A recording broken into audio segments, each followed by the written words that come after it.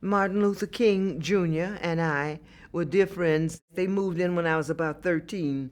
We knew we all lived in a ghetto, so we knew where they lived before, what's now called his birth home. That's the most frequently visited spot in Atlanta. And they lived with Mrs. King's father and mother. At that point, his father's name was Michael, and he became enamored of the story of Martin Luther.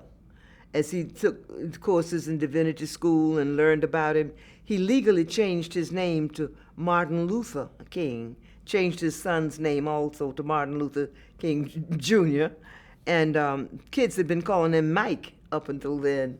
But what they called him mainly at home was ML.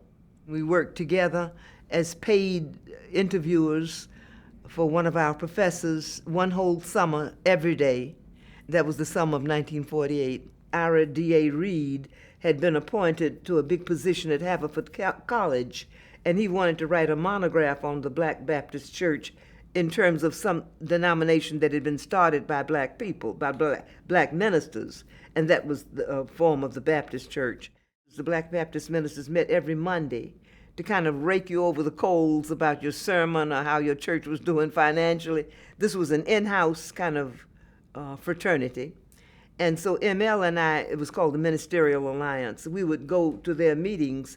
Then ML and I would discuss all of this in, our brief time after our interviewing at the end of the day, when we'd go over our notes and pool our resources to report back to our teacher.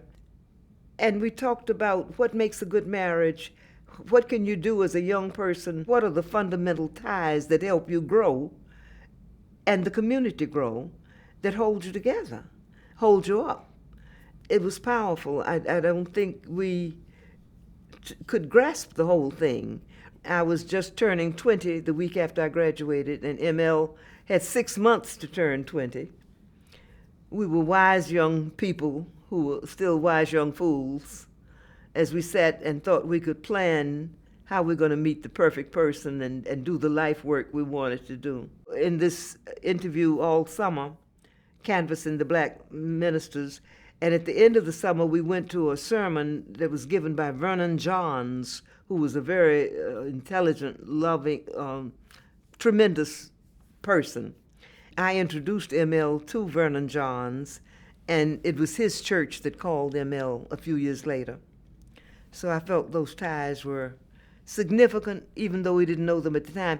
ML was not a boastful person, but he was so strongly committed, many people felt he was bragging when he spoke out of this conviction. ML was a very spiritual person first and foremost, and he felt God talk to him, literally. And he felt that he had promised he would go where God wanted to send him, and part of his journey would be a wife who was as committed to civil rights as he. And so that's why he felt that once he had accomplished the degrees and made himself fit to take on this role, wherever it developed that he'd be getting that church, that's where he was to make his mark. ML had gone to march with the garbage workers. A group of rabbis had tried to warn ML not to go, not to go because they knew he'd be killed. And he said, it's going to be somewhere. It will be somewhere. I might as well face what I've got to do.